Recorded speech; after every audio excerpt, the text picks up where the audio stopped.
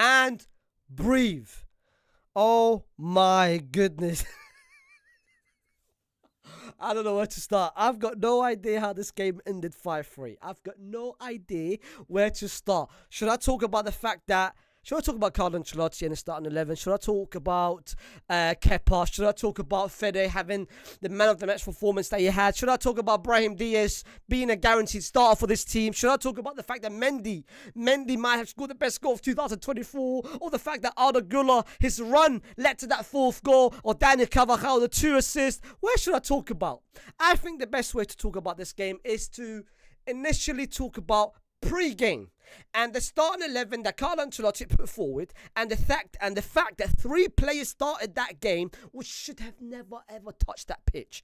Kepa should have never ever touched that pitch. Nacho as well. Luka Modric starting should have never been the case, and you could clearly see that in the first half where all 3 of them was in responsibility and fault for all 2 goals that Atleti scored in that first half. Atleti starts the game off with a goal. Samuel Lino made that run, cut in, shot, which was such an easy save for Kepa. It was such a savable save.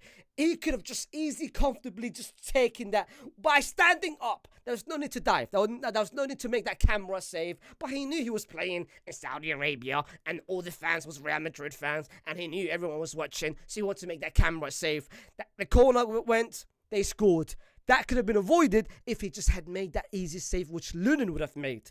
We then come back, score straight after with another corner of ours. Rudiger, which gave us Sergio Ramos vibes of the La Decima goal, coming in with that Luka Modric assist. Beautiful goal, beautiful header. Moments after that, Mendy with perhaps one of the best goals that we might ever see. Back heel. Mendy's gone back heels in 2024 is not something that I had expected when I entered this year. And talking about Mendy very quickly, I think this might have been... This version of Mendy gives me Zidane Mendy vibes. This is how much of you improved this season. I spoke about keeping him this season and seeing how he is and how he progresses, and he's doing it with every game going by. And bear in mind, this game that he's just come back from an injury. He's just come back. It's not like he's had game time.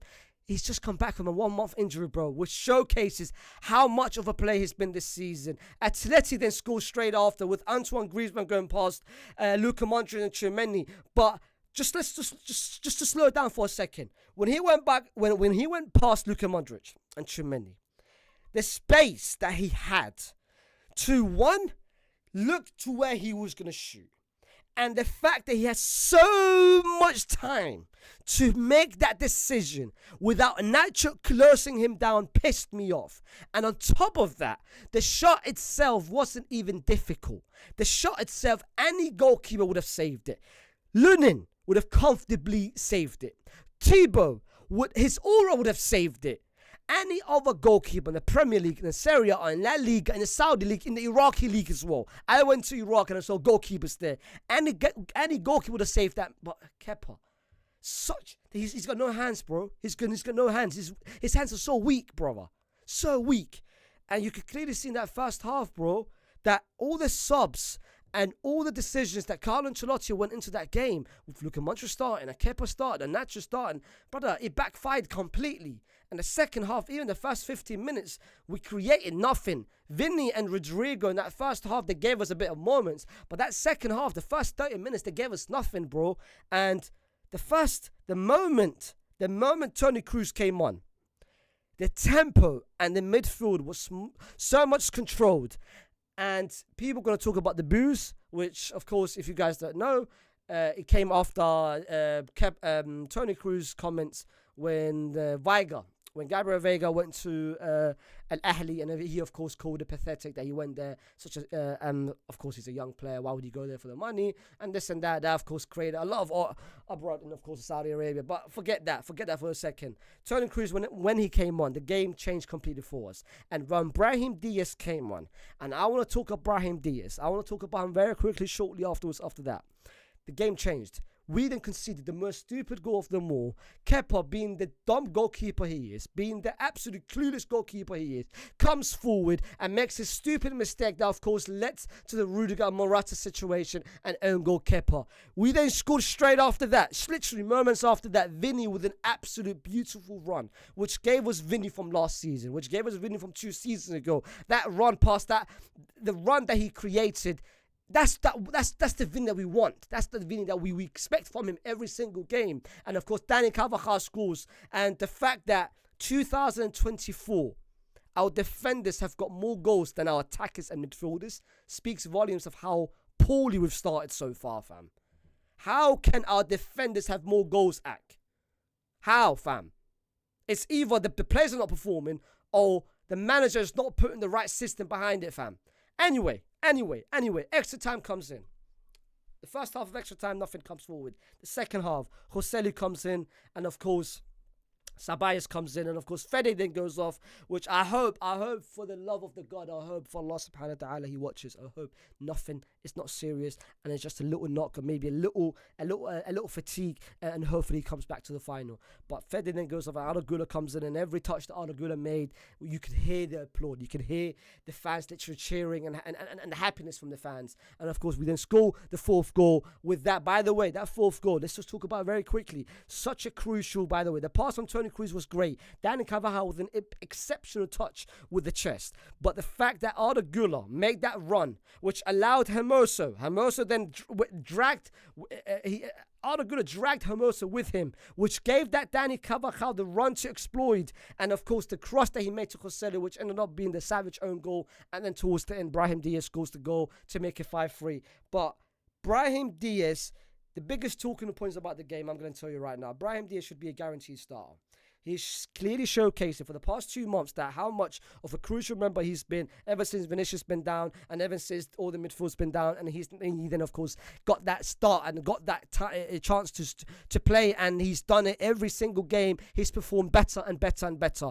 I don't care who goes on the bench. I don't care whether it's Rodrigo or whether that is Vinicius Jr.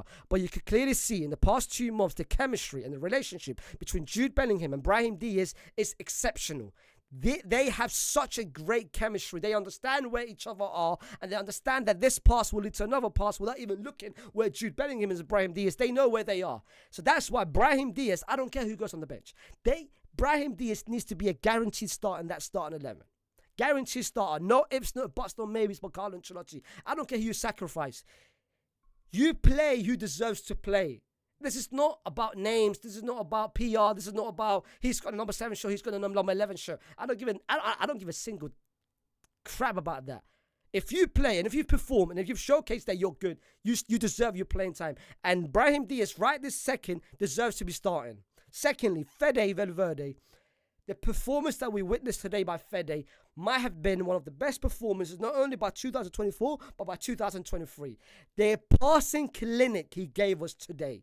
He was moving like Luka Modric, like Tchouameni, and like Toni Kroos today. By the performance that he was giving us, over 90 passes. I think he had over 93 passing accurate.